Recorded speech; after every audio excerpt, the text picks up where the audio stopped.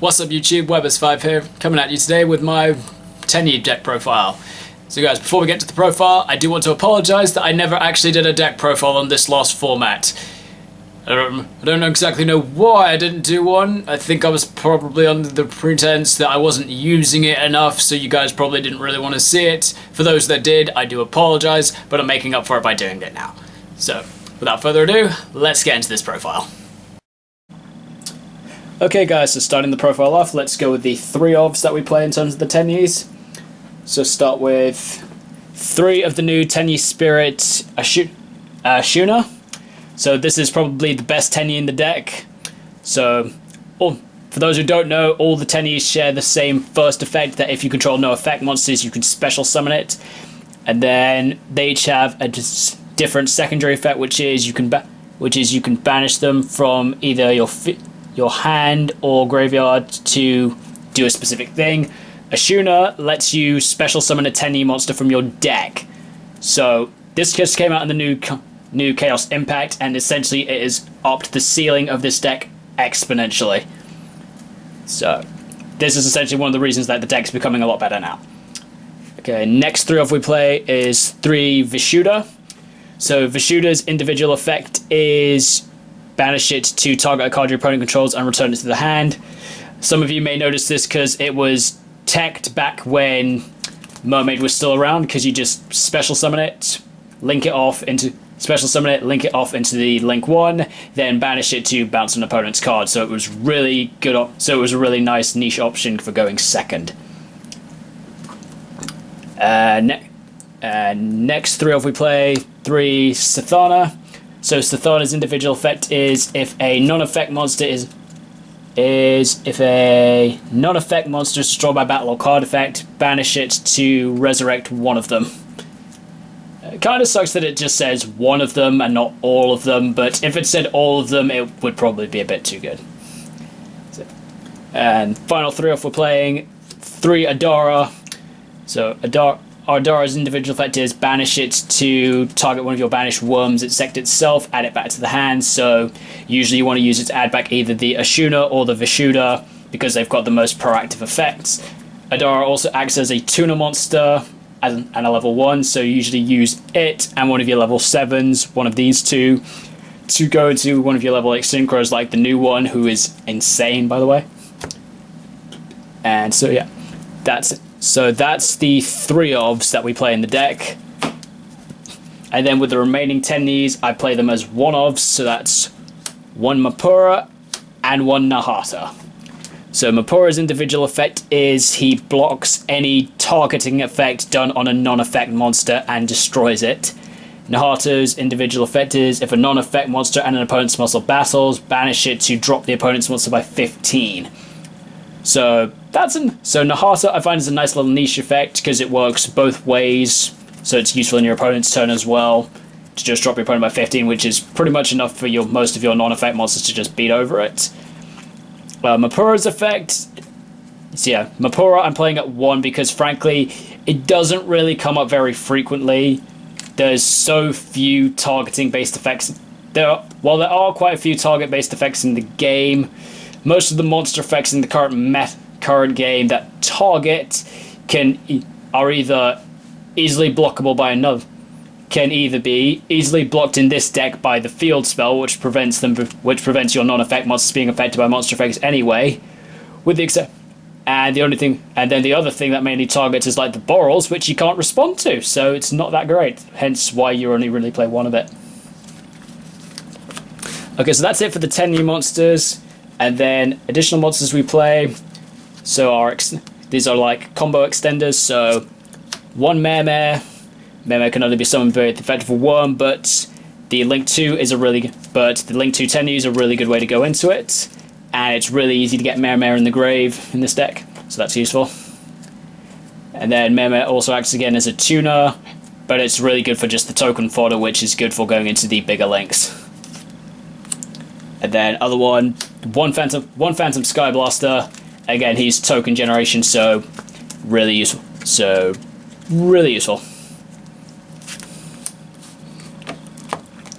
Next, because of the way this deck works, I play some hand traps in the build. So hand traps, I'm playing 3 Ashe, because Ashe is one of the best hand traps in the game.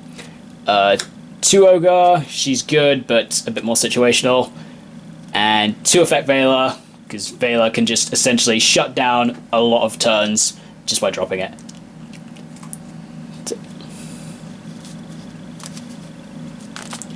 So that's it for the monsters I'm playing.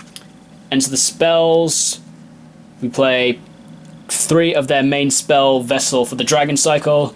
So this card is a Foolish Burial of a Worm monster, then has the added effect that if you control a face-up non-effect monster, you get to add a 10e monster with a different name than the card that you sent. So usually you want to... So previously we wanted to play this once we've had like once we've set up with the monk on the field, so we can... So usually the card... So previously what we did with this was get monk on field, use Vessel, send Mare, and then rotor for a 10e, special that 10e, link it to the link 2, discard 1, bring it back, and start doing your combo. Now it's a lot better. Now it's a lot better because with the release of Ashuna, you can essentially just use it to send the Ashuna, then you've got a free summon. So it's really great like that. Next spell we're playing, 2 of the field spell, which is Flawless Perfection of the 10e. This is the card I was talking about that prevents non-effect monsters on the field being affected by monster effects. It also has the nice special other effect that if your opponent once per turn, if your opponent special summons a monster, which based off the last several formats seems to be all the time, you get to, while you control a face down monster or a non-effect monster. So for those of you that have seen the Shaddoll structure deck or play Shaddolls, this could be like an interesting little tech you might want to try around, because the effect is, if they do that, you get to draw 2 cards, which is part of the reason you play hand traps in this build, because the ability to just draw cards on your opponent's turn for free just gives you good ways to like draw into your hand trap, so you've got more disruption on your opponent's turn. I was originally playing this at 3, I cut it down to 2 because frankly multiple in your hand is just very bricky. Next, playing 3 Called by the Grave. This deck's got a lot of cards that just lose to Ashe, so Called by the Grave is really useful for dealing with those. And also good against like other grave effects as well.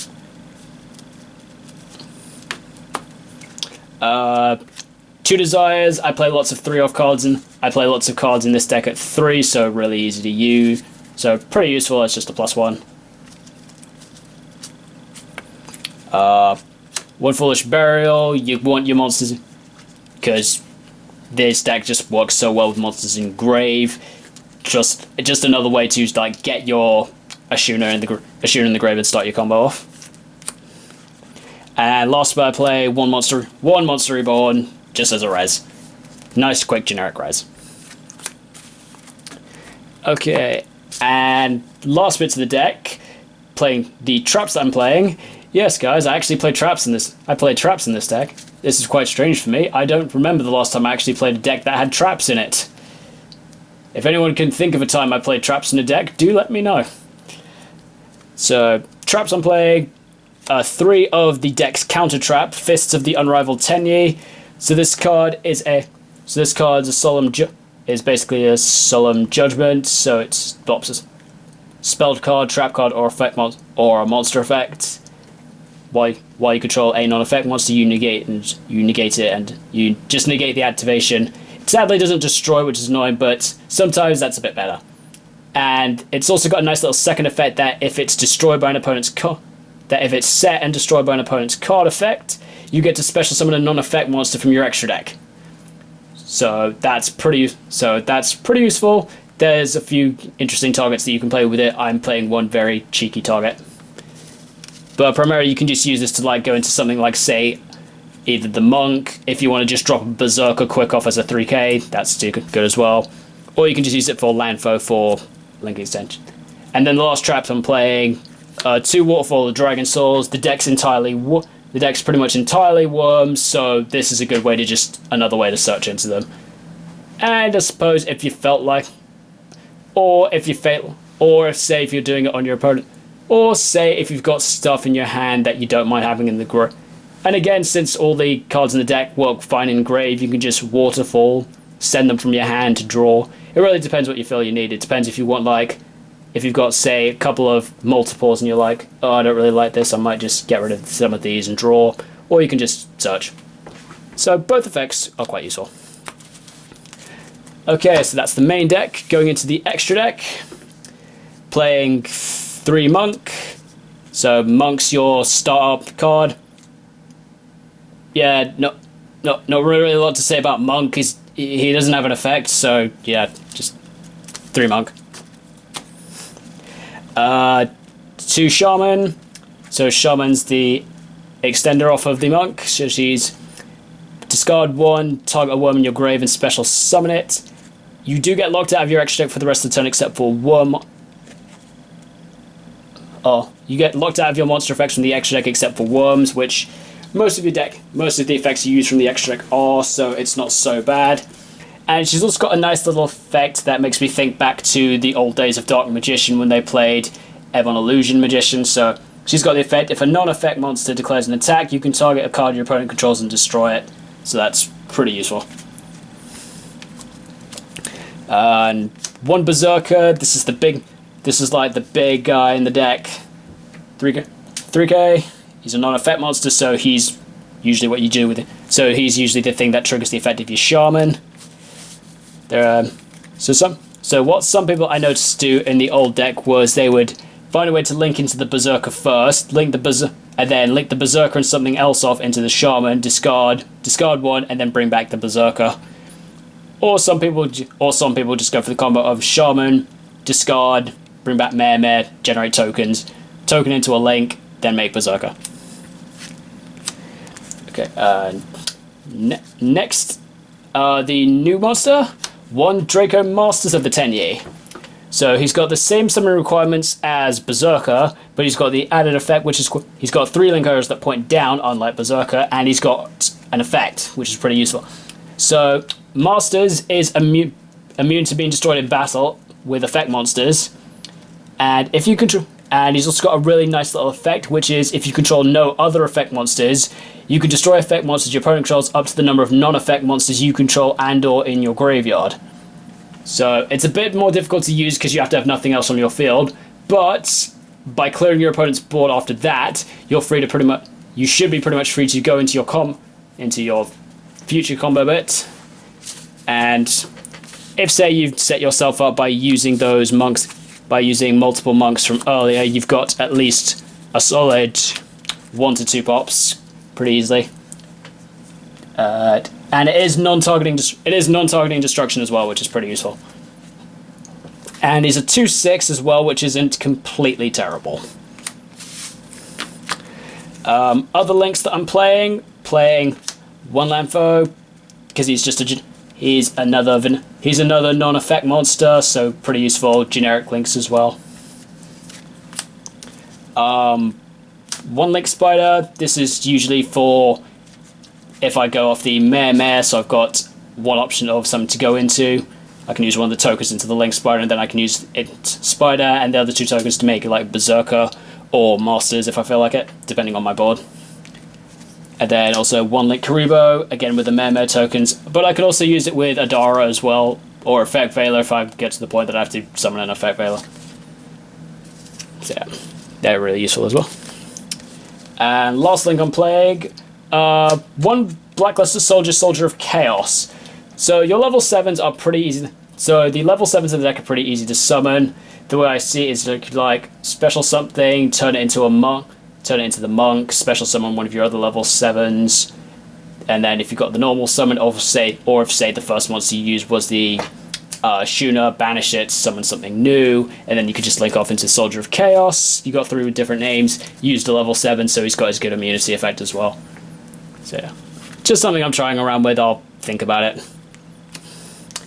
Okay, so that's it for the links. Then into the synchros I'm playing. So playing 2 copies of the new Draco Berserker of the Tenyi. So he's got the nice little effect that if your opponent activates a monster effect, you can banish it. Doesn't stop the effect, but it still takes the card out of play, which is pretty useful against quite a few matchups. He also has the effect, if he destroys an effect monster in battle and sends it to the grave, he gains that monster's you can make it gains that monster's attack, and you can make it attack another monster in the battle phase. But if your opponent doesn't have any monsters, it's kind of meh. Most builds I'm seeing are playing this at 1. I'm playing 2 because I kind of had the space and I couldn't think of other stuff I wanted to play. And then last synchro I'm playing 1 Omega, just to like put your 10Es back into the graveyard so you can use their effects again later. So yeah. Primarily, I suppose you're primarily going to be using it with your Adara, because Adara is just going to put your resources back in your hand anyway. And then last card in the deck, this is like just a cheeky tech option because of the trap that lets you summon a non-effect monster. So I just picked the non-effect monster with the highest attack, which surprisingly is Blue Eyes Ultimate Dragon.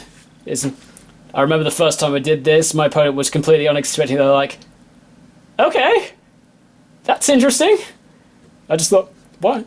So yeah, I saw this in a deck profile and I thought, yeah, why not? We'll do it. So yeah, kind of fun.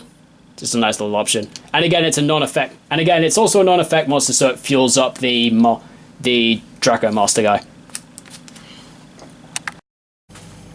Okay guys, so that's the deck profile. I hope you all enjoyed it. Let me know down in the comments what you thought of it, and also any ideas that you think about of stuff that I could be trying. And guys, if there's any other deck profiles that you would like to see, feel free to also post that in the comments below. Thank you so much for watching, guys, and I will see you next time. Thank you so much for watching. Be sure to subscribe to Webbers5, and if you're already subscribed, feel free to hit that notification bell so that you never miss an upload.